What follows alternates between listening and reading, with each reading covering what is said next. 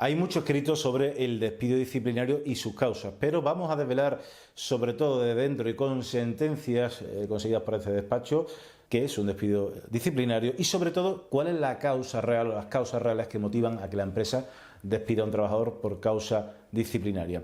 Como siempre os decimos que si queréis estar atentos y estar informados, informadas a toda la actualidad jurídico-laboral, que además interpretamos siempre con nuestras sentencias y resoluciones, os suscribáis al canal y activéis la campanita. ¡Empezamos!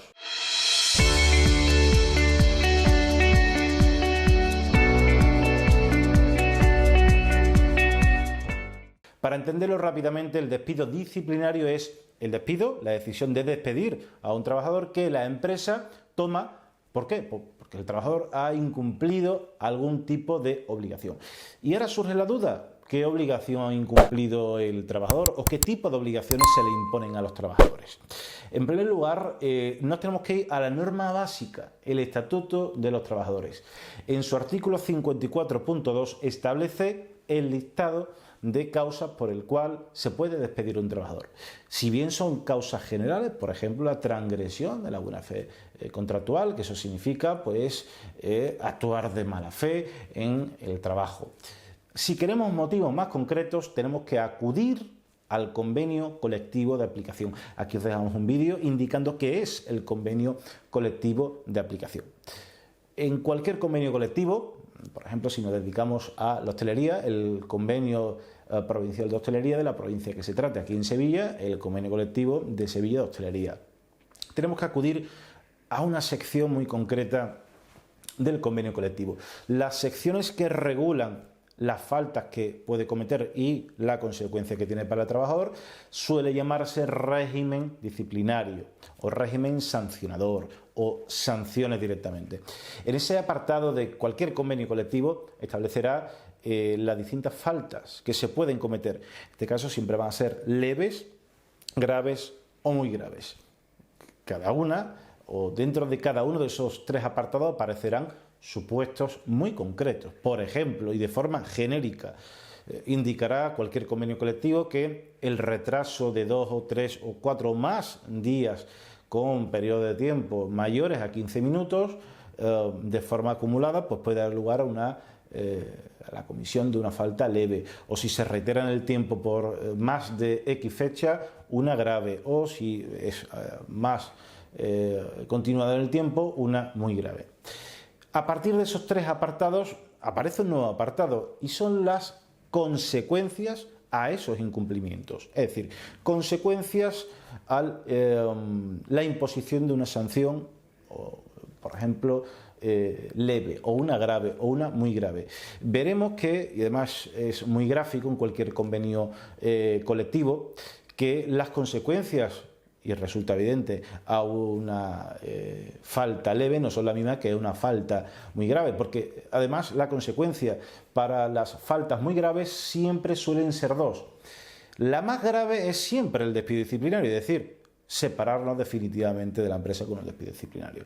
Pero hay otra que siempre aparece como alternativa a la comisión de una falta muy grave, que es la suspensión de empleo y sueldo. Esa suspensión de empleo y sueldo normalmente es pues, de 2 a 6 meses, depende del convenio colectivo. Sí es cierto también que las consecuencias de cometer una falta grave, en el peor de los casos también los convenios colectivos suelen indicar y amparar que se va a establecer una suspensión de empleo y sueldo, siempre evidentemente bastante menor que cuando se comete una falta muy grave. Pero al final y en definitiva tendremos que estar a qué dice el convenio colectivo y también relacionarlo con las causas de despido disciplinario del artículo 54.2 del Estatuto de los Trabajadores.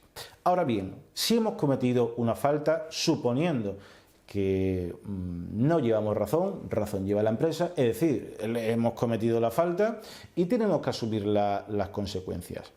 La empresa nos entregará la carta de despido. Si no llevamos razón, y razón sí lleva la empresa, tendremos que seguir con la estrategia. ¿Cuál es la estrategia? Vamos a intentar detectar en la carta de despido algún error material. Ya sabemos que por el texto, el propio relato de los hechos, si está bien construida, podría dar lugar a que se califique como procedente, con lo cual tenemos que intentar detectar algún tipo de error material. ¿Qué es un error material en una carta de despido? Pues no otra cosa que una carta de despido, por ejemplo, en la que no se haya indicado la fecha de efectos. ¿Qué es la fecha de efectos en un despido? La carta de despido nos la entregan hoy, que es día 15, pero no dice a partir de qué día surte efectos ese despido, es decir, a partir de qué día estoy despedido. Una cosa es el día que nos la notifican y otro día es la fecha de efectos. Es cierto que los despidos disciplinarios muchas veces, en muchísimas ocasiones, coincide la fecha de entrega de notificación con la fecha de efectos, pero eso lo tiene que indicar con la frase lapidaria de con fecha de efectos la del mismo día de notificación, pero lo tiene que decir. Si no lo dice, ahí encontramos un motivo muy poderoso para que se califique como improcedente. Cualquier error formal o falta de información, por ejemplo, si no se relata bien con suficiente concreción, con suficiente profundidad los hechos que nos imputan para despedir de forma disciplinaria, evidentemente eso se puede calificar como despido improcedente. Es decir, que si sabemos analizar desde el principio hasta el final una carta de despido y detectar errores casi indetectables por la empresa, porque haya sido un error material, porque haya omitido 4 palabras que serán, por ejemplo, la fecha de efectos, si no la indica, ese tipo de errores da lugar a un despido improcedente. Y si hemos cometido esa falta, pero después pues, la empresa ha cometido ese pequeño error, pero que tiene consecuencias de improcedencia, pues habremos conseguido que el despido se califique como improcedente. Por tanto, siempre al final es un análisis muy profundo de ese despido disciplinario.